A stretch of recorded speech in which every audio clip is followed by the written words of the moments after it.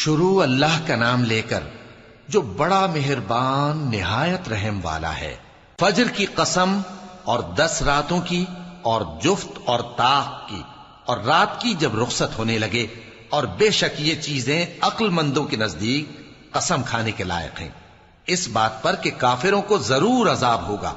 کیا تم نے نہیں دیکھا کہ تمہارے پروردگار نے قوم عاد کے ساتھ کیا کیا، جو ارم کہلاتے تھے، دراز قد مانند ستونوں کے، کہ تمام ملک میں ایسے پیدا نہیں ہوئے تھے؟ اور سمود کے ساتھ کیا کیا، جو وادی قرا میں چٹانیں تراشتے تھے؟ اور فرعون کے ساتھ کیا کیا، جو خیمے اور میخیں رکھتا تھا؟ یہ لوگ ملکوں میں سرکش ہو رہے تھے، پس ان میں بہت سی خرابیاں کرتے تھے، تو تمہارے پروردگار نے ان پر عذاب کا کوڑا برسا دیا۔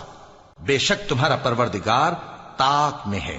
مگر انسان عجیب مخلوق ہے کہ جب اس کا پروردگار اس کو آزماتا ہے کہ اسے عزت دیتا اور نعمت بخشتا ہے تو کہتا ہے کہ میرے پروردگار نے مجھے عزت بخشی، اور جب دوسری طرح آزماتا ہے کہ اس پر روزی تنگ کر دیتا ہے تو کہتا ہے کہ میرے پروردگار نے مجھے ذلیل کیا۔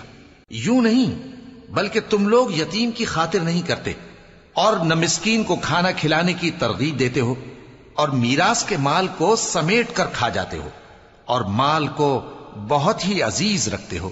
یوں نہیں، جب زمین کوٹ کوٹ کر برابر کر دی جائے گی اور تمہارا پروردگار جلوہ فرما ہوگا اور فرشتے قطار در قطار آ جائیں گے اور دوزخ اس دن سامنے لائی جائے گی، تو انسان اس دن سوچے گا، مگر اب سوچنے سے اسے فائدہ کہاں مل سکے گا؟